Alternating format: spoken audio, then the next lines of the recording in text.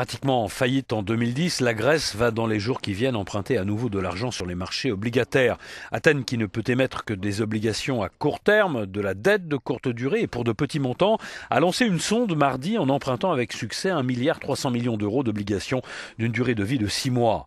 La dette grecque, qui représente 175% de la richesse que le pays produit chaque année, est toujours considérée comme spéculative par toutes les grandes agences de notation.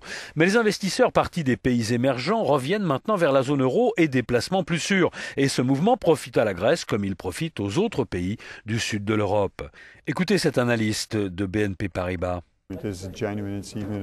C'est une authentique prouesse et on ne le dira jamais assez. Il ne faudra jamais oublier ce retournement de l'économie grecque. Maintenant, on constate une croissance positive après 5 ou 6 ans de contraction et d'inactivité.